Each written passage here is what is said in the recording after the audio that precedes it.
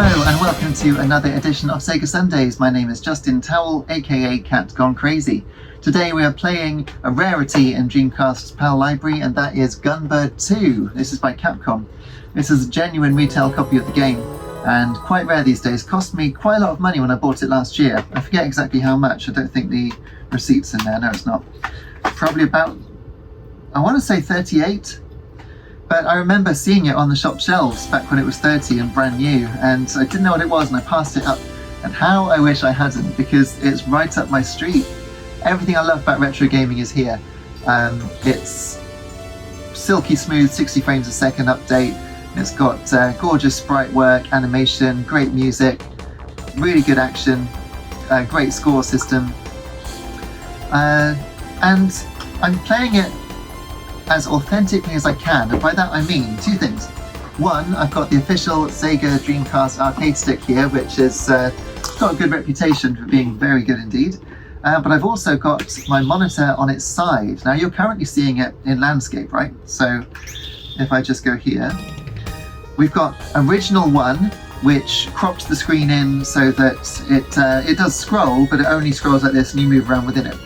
Original 2, the level is moving, but the camera is moving up and down in it so that it tracks you to give you as much detail as possible without actually turning a screen on its side, which is what I'm going to do now.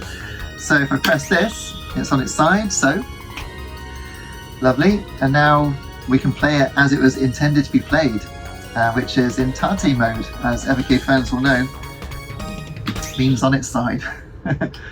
So here we go. This is a vertical scrolling shooter. We've got Alucard, Marion, Valpyro, Tavia, High Cobb, and secret character Morrigan from Darkstalkers, as well as Ein. But I think we're going to start with Marion, because I tried putting it on random and some of the characters I just couldn't get on with. But Marion's quite straightforward. It starts off with just one shot, but as you power up, look, then we've got 2 shots coming out the front. And just like Capcom's game from the same period, 1944, the Loot Master, you can pick up tokens on the ground like that to get extra score. It is very similar to that game, plays very well, so I wish I had this on Evercade, but it's not. But you know, I can still enjoy 1944, the Loot Master, and it's similar. I do think this is better though. Another game that comes to mind is Pop and Twinbee from the Super Nintendo, which I reviewed back in the day for, I think it was Gamer magazine, before that sadly closed, because that was a great magazine. And I really rated that. I thought that was great. Pop and Twinbee, which I didn't play at the time, being as I was a Sega boy. Now I've got a reasonably lag-free setup here, thankfully. Finally got this to work. I had to make the Dreamcast output in 480i and interlaced, because this game doesn't run in VGA mode, which is very disappointing indeed. But it still looks gorgeous with the DC HDMI HDMI mod. So there are special attacks like this, and you notice for Tavia, when she fires her special attack, any bullets on the screen turn into sweeps. And then the sweets will, like that look, can be collected as bonus points. Right, oh dear. I had got really good at this and I was able to finish at least the first level without losing a life. But not today. I just got that in time, but it's pretty cool. And she's also got a melee attack, and that's what I used there. So at the bottom you see there's a bar, and the bar fills up with levels 1, 2, 3. And every time you press the C button, it uses a level, but you can do a melee attack. You can also, if I just charge it up and have a look, so if you watch the bar at the bottom of the screen, that's filling up, it will say level 1 soon. There we are, level 1. So if I hold the button now and let go, I get a special attack, which I think was a big sort of photon blast. There it is. But as you can see, it's running absolutely beautifully. 30 frames a second. Whoa. And that's a bonus I would love to say that I'm playing with so much skill I know exactly what's happening on screen, but some of that is sheer luck. I'm using a Wii Maxit monitor, which I reviewed on my channel, and it's pretty good. So it's still going strong. It's been a few years now since I reviewed it, but perfect for stuff like this. Nice fast refresh rate. So these are the antagonists. They are the Queen Pirates.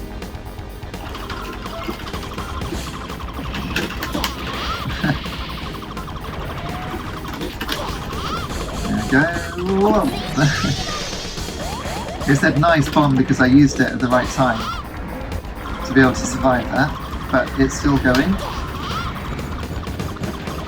Yikes. So it is everything I love about retro games. Really exciting, looks fantastic, sounds great, got a decent score system. Screen fading explosions, just awesome. One more element and I can be an adult. I can be 17 and beautiful. You are again youth, but I'm not sure about beauty though. Bit harsh. So now we're into this sort of city stage. Lovely atmosphere. It's just beautifully arcadey.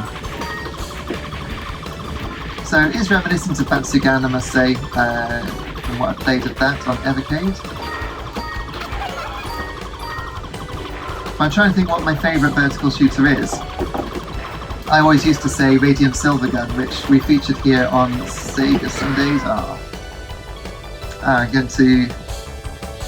Now I think if I continue I don't get to put my name in. But that was pretty good, so I am going to put my name in. Yeah, it was first, look at that. Very nice indeed. So perhaps we'll play it again and use the continues. I think that's fair. I did want to get that, so that's a pretty good score. It says A because I was trying to do this video a couple of days ago, and I just sat there and it went through. I was looking at the instructions or something and forgot to do it. Right, back on arcade mode. Right, should we play as Morrigan? Let's see what Morrigan is like. There she is in all her glory. So Morrigan is some kind of vampire girl from the Darkstalkers series of beat-em-ups. And she's a fan favourite, I think it's fair to say. I can't think why. And let's see what her melee attack is. Alright, so she does her attack from the Darkstalkers games. Look at that, there.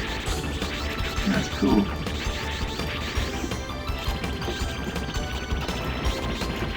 It's just so playable. Why aren't there more games this good? Answer me that.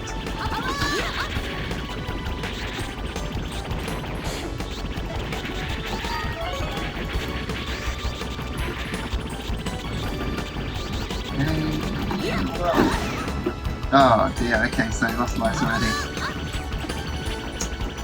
Before the first boss, not very cool. Don't stand in the way of the Queen Pirates, yes.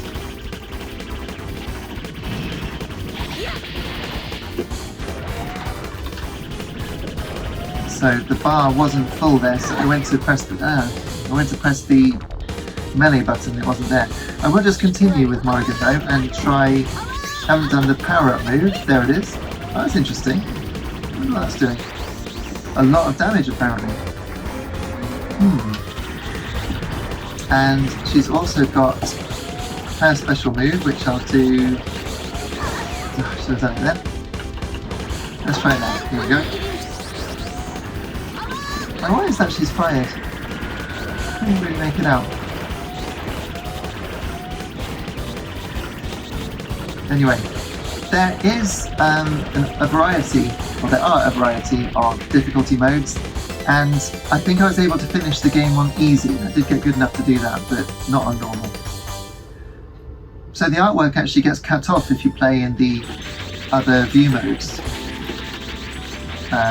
Not that there's that much to see, just people's trousers, but interesting to note. If you really want the full experience. This isn't the only game to use a sort of Tate mode on Sega machines. Layer Section, I believe, also had it on Sega Saturn, which was known as... It's hard to do this and concentrate and think of these things. Galactic Attack, yes. I did have Galactic Attack on Saturn and Layer Section 2 at one point, but I don't think I've got either anymore. I did buy it on Switch, but I wish I had it. I would definitely show you that if I did. So you can see the Queen Pirates making their getaway there, making a dash near the top of the screen. It's pretty cool.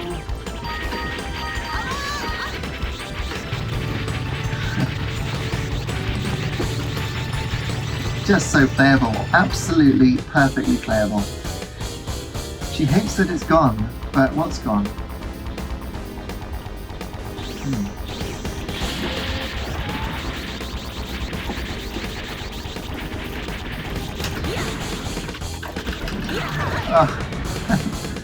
Continue. Yes, let's continue. Let's just push through and see how far through the game we can get on a few continues.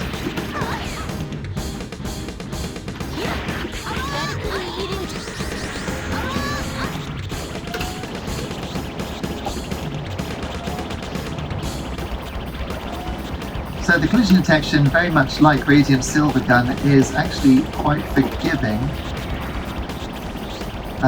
In that your character sprite only really has a hitbox of a few pixels in the middle. There might even be a 9 pixel square compared to everything else, but there we go. So I think Capcom was starting to use 3D rendering. For instance, the wheels there. The wheels looked very 3D, but of course they weren't rendered in real-time 3D. They would have been digitized from pre-rendered 3D elements. I think possibly those sort of sentries on the ground that are just blown up, they also look like they might be pre-rendered. But a lot of it is still beautiful hand-drawn pixel art, which I am all about. Yeah, this isn't a bad setup in terms of lag, but it's flying, isn't it? The frame rate is really holding up. You get occasional moments of slowdown when the bosses blow up and stuff like that, but that might even be deliberate, I don't know. Wow, I'm playing like a boss now.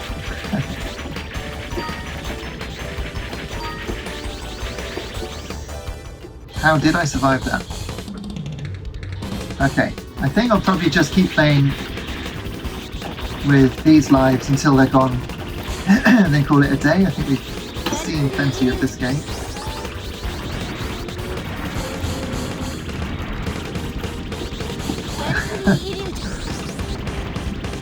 And also it is very intense to play.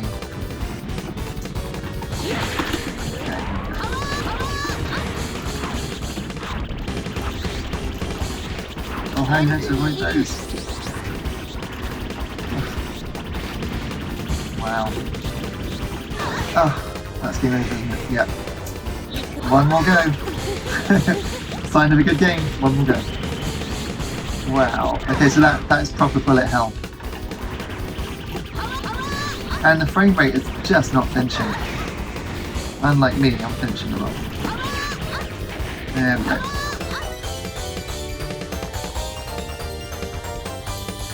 Now I have all three of them. I wonder who might next. Didn't see what it said. Okay, so we're actually getting through the game. We've gone through the sort of mid stages, the ones that are randomized each game.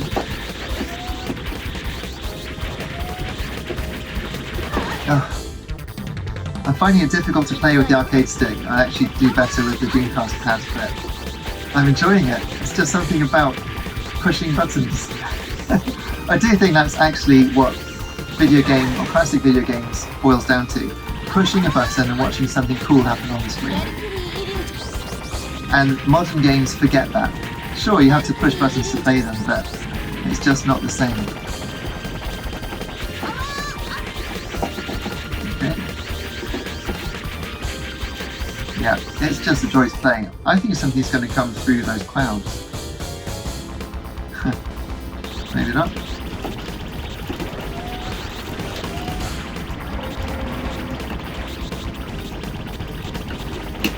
Ah, I did press it in time, that's good. Oh.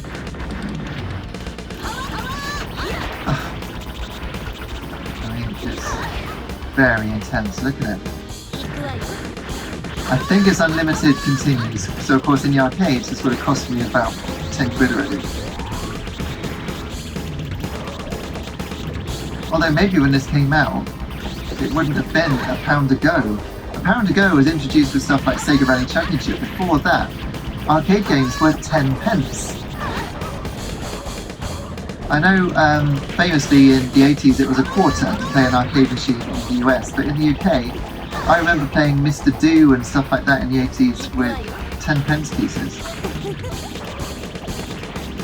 Oh my word. Okay, so at this stage, I can't do it with the stick, it's just too difficult.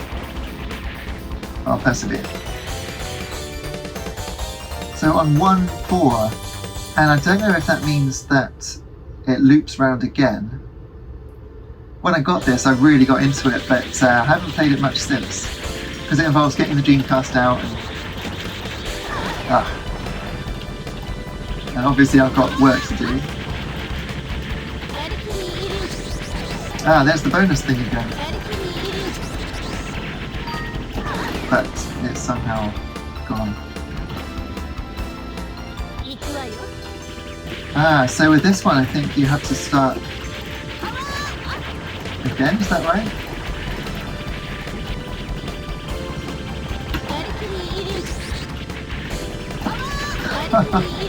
I just can't see what's happening. Help! Oh my word.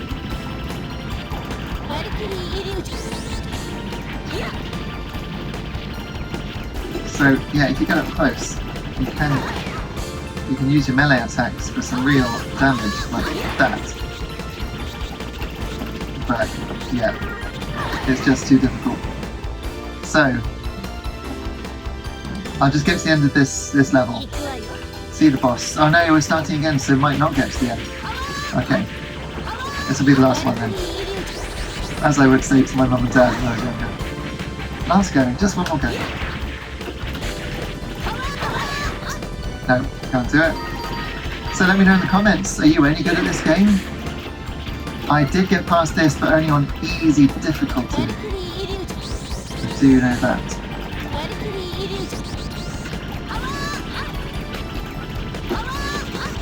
Alright, so you've got to dodge left and right, I think, please. That's the trick.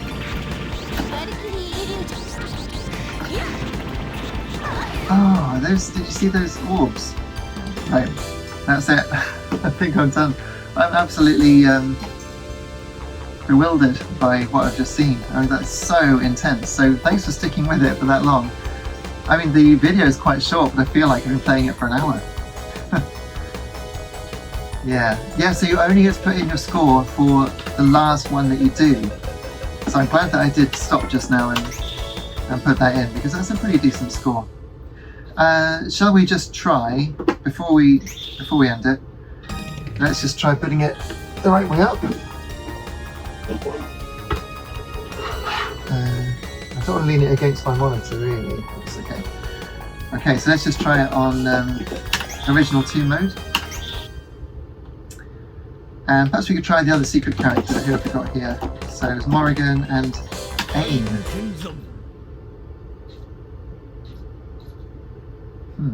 So just quickly do Aim. Ah, yeah. So look, it's scrolling with me, and I don't like that anywhere near as much.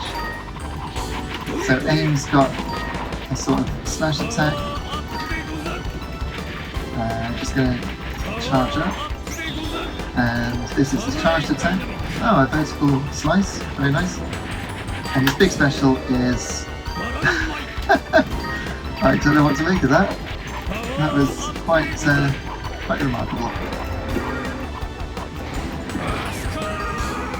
So I don't know if he's meant to be like a cherub. A grown-up cherub or something? Cupid? Seems a bit Cupid because there were love hearts around him. And he's certainly dressed like Cupid. Yeah, it's just so playable. I could play this all day. Glorious, just glorious.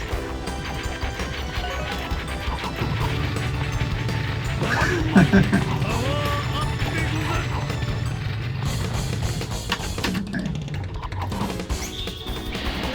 Let's just see how powerful this slice is.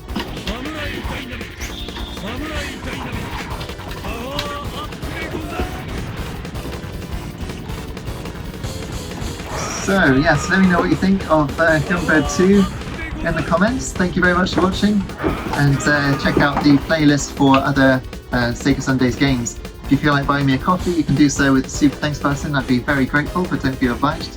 And I'll see you again very soon, 8 AM every Sunday, here on The Real Cat Gone Crazy. See you soon, cheers!